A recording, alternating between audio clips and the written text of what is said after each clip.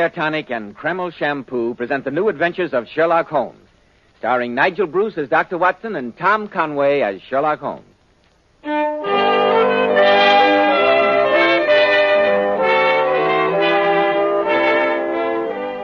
Now for our weekly visit to the famous chronicler of Sherlock Holmes, our good friend, Dr. Watson. Well, Dr. Watson, how are you this evening? Oh, in the best of spirits, Mr. Bell. Thank you. And you? Never better, thank you. And am I correct in deducing that faded old newspaper lying upon your desk has something to do with the story you're going to tell us tonight? Indeed, Mr. Bell. Here you are. The London Times of September the 4th, 1903. Take a look at this. Judges summing up to jury interrupted. Sensational solution by Mr. Sherlock Holmes. Yes, I think that you will find it equally sensational, Mr. Bell. It was one of Holmes's most dramatic cases. And now that I see you've got your pipe drawing to your satisfaction, Dr. Watson, how about the story you promised? Well, Holmes and I had just returned from a long-anticipated holiday in Scotland. Mrs. Hudson greeted us with the news that a lady was at that moment awaiting us in our rooms. And as we opened the door... Oh, Mr. Holmes, at last, thank heaven. I beg your pardon. pardon. You must save him. He didn't do it. I know he didn't. And they'll hang him. They'll hang him. No one in the world but you can help him now. Now, my dear madam, you must control yourself. I can't possibly help you until I know your problem. Oh, you must excuse me. Here, my dear. You drink this. It'll make you feel better. Oh, thank you. I've been waiting for you, Mr. Holmes, praying for your return for days. You left no forwarding address. I know. Dr. Watson and I had promised ourselves a real holiday. I'm Edith Fairmont. Evidently, that name means nothing to you. You haven't seen the newspapers? No, not for 4 weeks, thank heavens. Compose yourself, madam, and tell us what has brought you here. And remember that we know nothing beyond the obvious facts that you are in great distress and, from your peril, recently widowed. Well, I shall try to give you a clear account, Mr. Holmes. You're my one remaining hope. Some 10 years ago, I married Augustus Fairmont. A marriage which, I frankly admit, was forwarded more by my parents than by any wishes of mine. I was then only 18. Augustus was more than 20 years older than I. He was a diamond importer, and a very successful one. Our marriage was perhaps not an ideally happy one. But for 10 years, I did my best to be a good wife to Augustus. No, my dear. Just please continue, Mrs. Fairmont. About a year ago, my husband took into partnership with him a young man of 32, Charles Rossiter. During the ensuing months, Charles and I fell in love, Mr. Holmes. But I assure you that both my self-respect and Charles's high sense of honor kept us from anything more than a declaration of that love. Oh, I beg you to believe that I'm telling you the entire truth. I'm sure you realize, Mrs. Fairmont, that is the only thing to do. Yes, of course. Charles wanted to discuss our problem with my husband, but I persuaded him to let me approach Augustus. But the result was as I had anticipated. Afterward, I met Charles for tea, as we'd agreed, to tell him what had happened.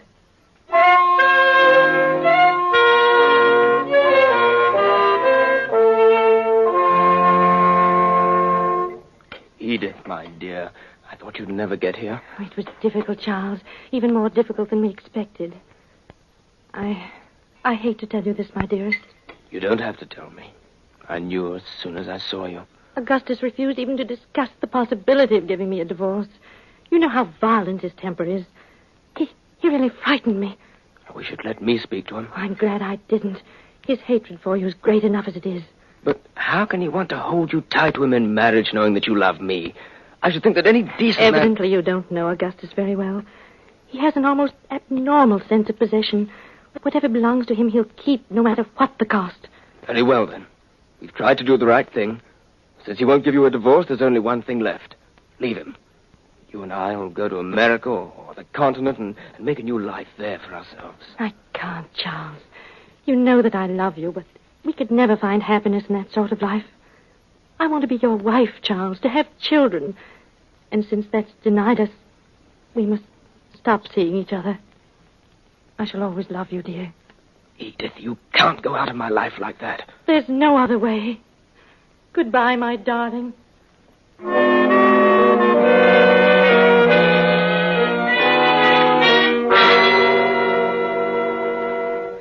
That was the last meeting I had with Charles, Mr. Holmes. I see. Go on, Mrs. Fairmont. Well, my husband and Charles were, under the circumstances, equally anxious to dissolve their partnership.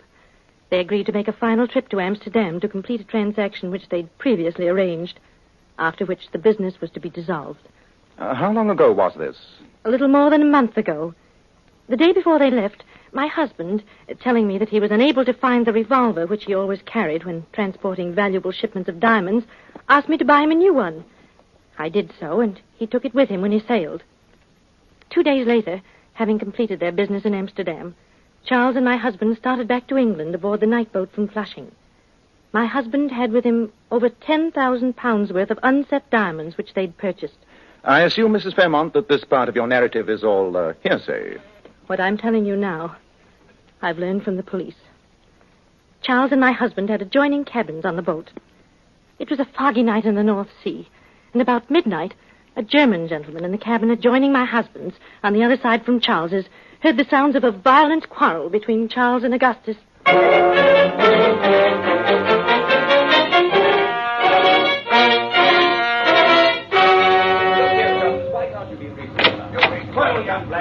Stewart!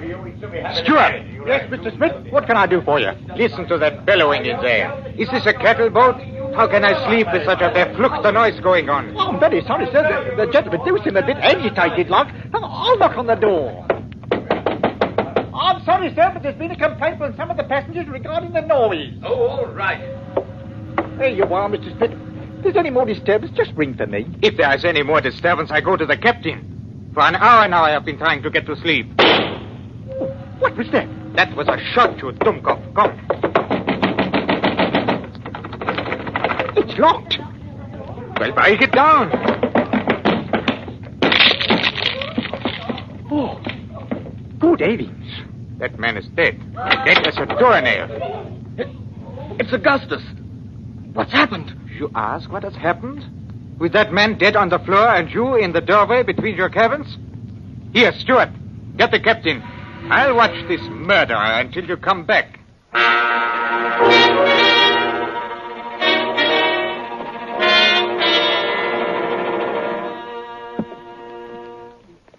There, Mrs. Fairmont. I can understand what a strain it must be for you to tell all this. Let me get you some aromatic... I'm all right, Dr. Watson. Thank you. Your husband had died instantly, Mrs. Fairmont? So the police said, Mr. Holmes. Apparently the revolver had been fired at very close range, directly into his head. They said he must have fallen dead on the instant. And the revolver? Well, it was gone, Mr. Holmes. The porthole which gave onto the sea was wide open. The police, of course, say that Charles threw the revolver out of the porthole after shooting Augustus. The bullet was a .32 caliber, the same as the one I had purchased at my husband's request. And what has Mr. Charles Rossiter to say? Well, what is there for him to say? Oh, quiet, Watson. Oh, I don't blame you for thinking that Charles is guilty, Dr. Watson. Everyone in the world thinks so. But I know that he isn't. He's sworn to me that it's a complete mystery to him, and I believe him. If I didn't believe him, there'd be nothing left to live for. The police arrested him, of course. Oh, naturally. He goes to trial at the Old Bailey tomorrow. Oh, Mr. Holmes, you must save him. You must. You're my only hope. No one else can do it. Say that you will. I cannot promise that, Mrs. Fairmont. I'll undertake the case, but you must understand that anything I discover, even though it may be evidence damning to Mr. Rossiter, will be turned over to the police. That's all I ask. I know he's innocent, and I have faith that you'll prove it. I beg you not to indulge in any false hopes, Mrs. Fairmont. I shall do my best to uncover the truth, but we have little time at our disposal. You omitted to mention what had happened to the diamonds. Were they found on your husband's person? Oh, I almost forgot. They seemed so unimportant. The diamonds were missing, Mr. Holmes. Huh? Missing? Oh. How do you account for that? The police think that Charles was going to steal them, and that suddenly realizing the impossibility of the idea, he threw both them and the revolver out of the porthole. Odd. Well, with the trial starting tomorrow, Mrs. Fairmont, Watson and I have much to do. Our first task must be a complete examination of the police records of the case. I know you'll excuse us if we hurry off, Mrs. Fairmont. Our first call must be on Mr. Charles Rossiter in prison.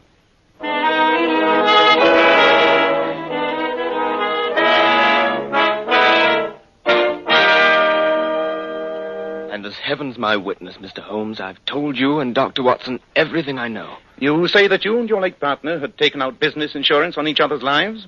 Yes, Mr. Holmes, to the extent of £25,000 apiece. £25,000 apiece. I say that makes it look even worse, Holmes, huh? Unfortunately, yes. One more question, Mr. Rossiter. After the quarrel on the boat, when the steward had knocked and requested silence, you went back into your own cabin. Is that correct? It is, Mr. Holmes. And according to you, you heard the sound of a shot from Fairmont's cabin a moment later. How much time would you say had elapsed? Oh, a very short interval, not more than 15 seconds at the outside. Thank you. Well, Mr. Rossiter, I'll do what I can, but... Oh, I know it's hopeless. I wouldn't believe the story myself if I heard it from someone else. Tell me, Dr. Watson, you're a medical man. Could I conceivably have had a lapse of memory? Could I have shot Fairmont without knowing anything about it? Well, it seems to me almost inconceivable. I never heard of a case of amnesia or loss of memory that began and ended all in the space of a couple of minutes. Well, come on, Watson. We must be going. Mr. Holmes, do you think there's any chance? Keep up your courage, Mr. Rossiter. There's always a chance. Water.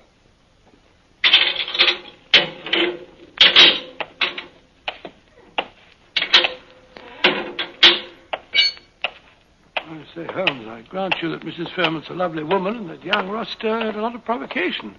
But why did you tell him that there was a chance? It hardly seems cricket to me. I told him that there was a chance, Watson, for the excellent reason that there is. Chance of what? Of acquitting Rossiter of a crime which he very obviously did not commit. What do you mean to say? Come along, Watson. We've no time to stand about arguing. Rossiter's trial opens tomorrow morning. And if we're to secure the evidence we need, you and I have our work cut out for us. Evidence? Evidence of what? Evidence to convince a jury. The sequence of events is obvious, but it'll require a continuous chain of proof to convince a jury of Rossiter's innocence. Innocence? On my soul, Holmes, I think you must be mad. The prosecution has an absolutely clear-cut case, and you go on practicing about Rossiter's innocence. If Rossiter didn't shoot Augustus Fairmont, somebody must have. Somebody did, Watson. And a devilishly clever plot he invented, too. But if we're to save Rossiter from hanging, it's up to us to prove it.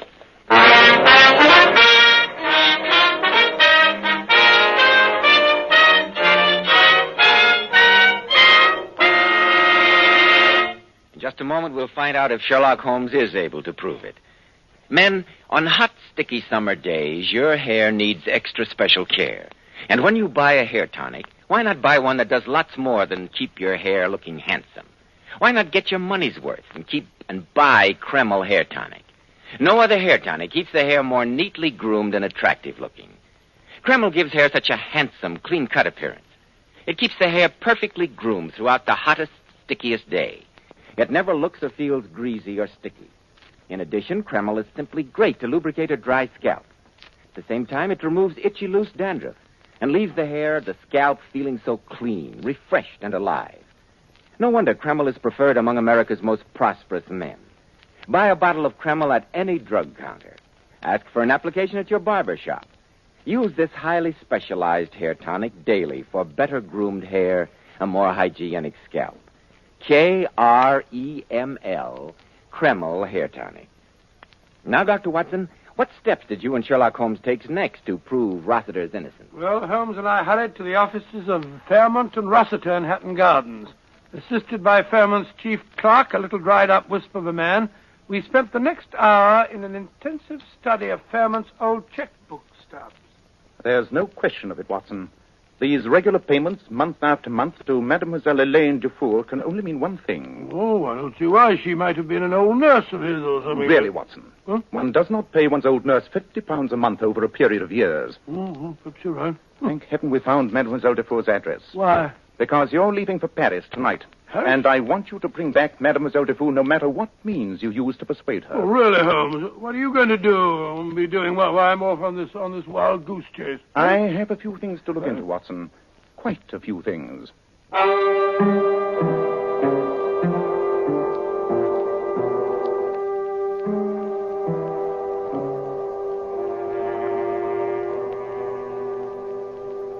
And you performed the post-mortem yourself, Dr. Macpherson? I did, Mr. Holmes. And I'm prepared to stake my professional reputation that Augustus Fairmont would have been dead within a year, no matter what had been done. That disease had progressed too far for surgery to be any use whatsoever. You told the police this, of course. Oh, naturally. They weren't interested. All they cared about was the bullet which finished the fellow off.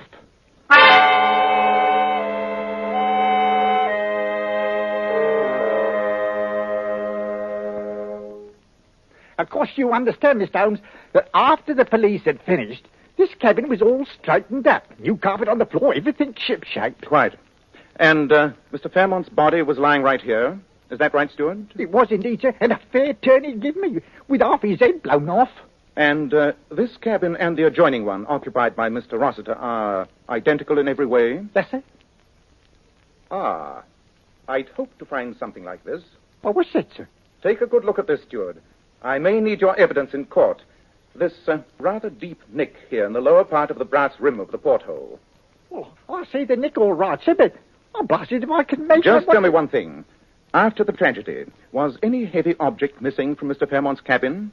Something heavy but fairly small? That's a queer thing, sir, now that you come to mention it. I reported to the chief steward that the heavy glass water bottle was gone when the police let me straighten up the cabin. But I didn't think nothing of it at the time, so except that maybe it got smashed in all the confusion. Thank you, Steward. Thank you very much indeed.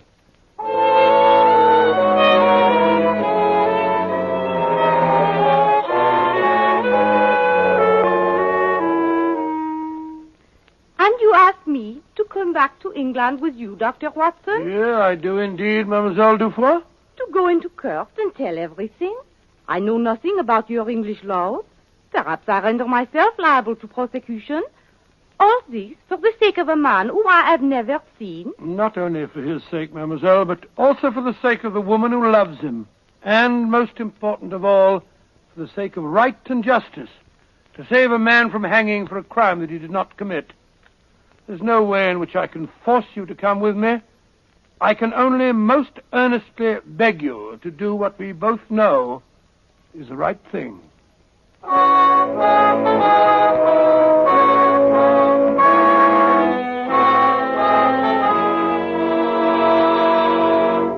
And in the final analysis, members of the jury, I must remind you that the decision as to Charles Rossiter's guilt or innocence rests solely with you. Under the law, my province as judge is merely to assist you in reaching a just verdict. And this I have endeavored to do by summing up for you the evidence to which we have been listening during these last 3 days. The prosecution has endeavored to prove to you that this man, who has not denied his love for Mrs. Fairmont, knew that they could never be together so long as her husband should live. You have heard the evidence of their quarrel on the boat, of the shooting, and of the scene found by Mr. Schmidt, the steward, and the other witnesses when the door to the cabin was broken down. You have heard the suggestion of premeditation in the purchase of the weapon by Mrs. Fairmont, a weapon which, though missing, was of identical caliber with the bullet which killed her husband. You have heard the prisoner's protestations of innocence and his own inability to offer any logical explanation of the tragedy. Under these circumstances, My lad, I beg leave to interrupt. Well, Sir Aubrey, what is it you want to say? During the entire trial, my lad, my client and I have put our hopes in an investigation being conducted by the eminent criminologist, Mr. Sherlock Holmes. Mr. Holmes has just arrived in court, together with his colleague, Dr. Watson, who has brought with him from Paris a witness whose evidence is vital to the defense. I respectfully beg your lordship's permission, and that of the prosecution, to allow Mr. Holmes to tell us what he has discovered.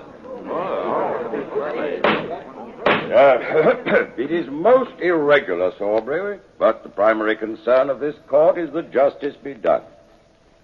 In view of Mr. Sherlock Holmes' distinguished record and many services to the law, I see no objection to granting your request. Thank you, my lord. I assure you that we would not have waited till so late in this trial to present our evidence had it not been for the fact that Dr. Watson has only at this moment arrived from Paris, escorting a lady who is the final link in that chain of evidence. Proceed, Mr. Holmes. The late Augustus Fairmont, married to a woman more than 20 years his junior, was a man with a very great sense of possession. Whether or not he loved his wife, he was determined that no one else should have her. And when his wife freely and honestly confronted him with her admission that she loved another man, Fairmont could think of nothing but revenge. I'm willing to allow you a fair amount of latitude, Mr. Holmes, but this seems to have no bearing on the case. With your lordship's permission, I hope to establish its bearing in just a moment. I have here in court Dr. Macpherson, who conducted the post-mortem upon the late Mr. Fairmont. Dr. Macpherson will testify that Augustus Fairmont was suffering from an incurable disease which would unquestionably have killed him within another year. Silence in the court. Also in court and ready to testify is Sir Edward Penrose of Harley Street, to whom Augustus Fairmont went for an opinion just a little more than 6 weeks ago. Sir Edward informed Fairmont, who had never before suspected the presence of this disease, that he would be lucky if he lived for 6 months, and that there was nothing to be done. Now, Fairmont, faced with the knowledge that he would die, probably painfully and lingeringly, within a few months at most. And the bitterness of this knowledge must have been increased 100-fold by the realization that his death would remove the last barrier to the wedding of these two people who loved each other. Bravo, Holmes. Quiet in the court. Oh, sir. Then Augustus Fairmont evolved in his twisted mind a perfect plot. He would die, not lingeringly and painfully, but instantly. And in dying, he would make sure that Charles Rossiter, the man he hated, would be hanged for his murder. With his partner, Rossiter, Fairmont sailed to Amsterdam.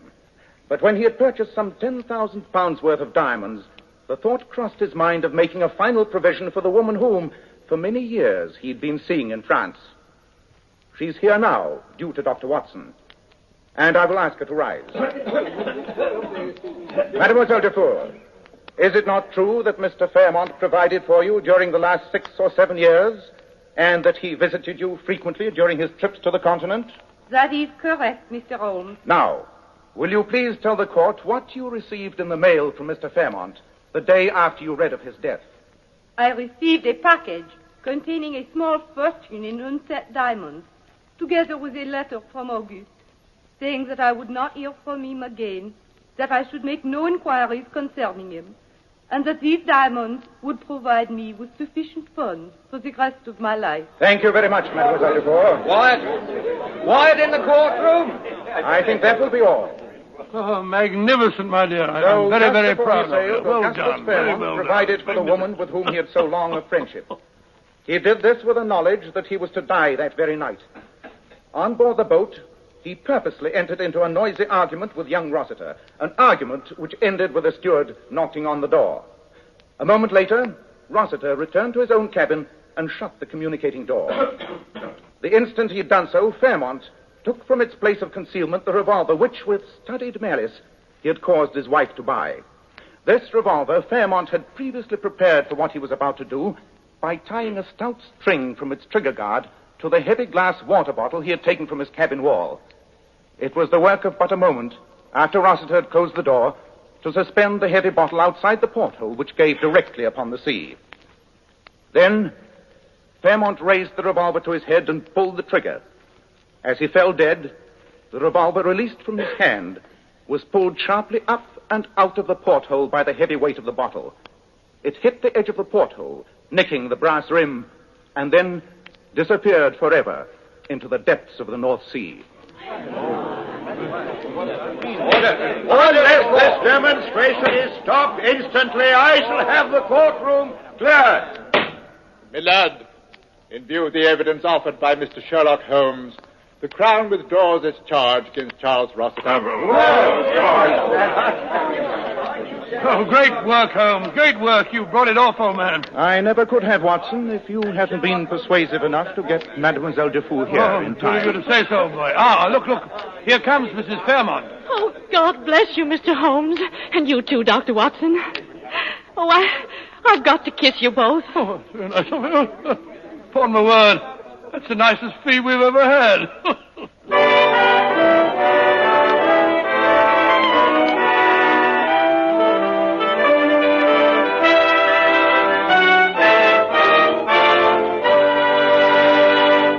Now, Dr. Watson, what about next week? Well, now, let me see. Next week, in answer to many requests, I think I shall tell you about the most gruesome and most horrifying experience that Holmes and I ever had. It concerns the frightening happenings at Stoke Moran, the home of Dr. Grimesby Roylott, and tells how Holmes solved the mystery of the death of one of Dr. Roylott's two daughters and prevented the murder of the other. I call it The Adventure of the Speckled Band.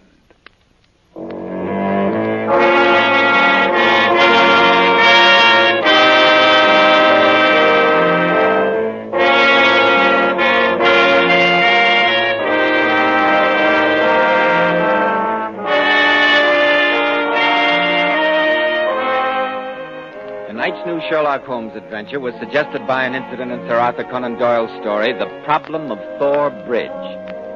Nigel Bruce appeared by permission of Universal International Pictures. Tom Conway through the courtesy of Eagle Lion Pictures. The Sherlock Holmes series is produced by Tom McKnight, with original music composed and conducted by Alex Steinert. This is Joseph Bell speaking for Kreml Hair Tonic and Kreml Shampoo, inviting you to be with us next week at this same time. And Dr. Watson will tell us about the adventure of the Speckled Band.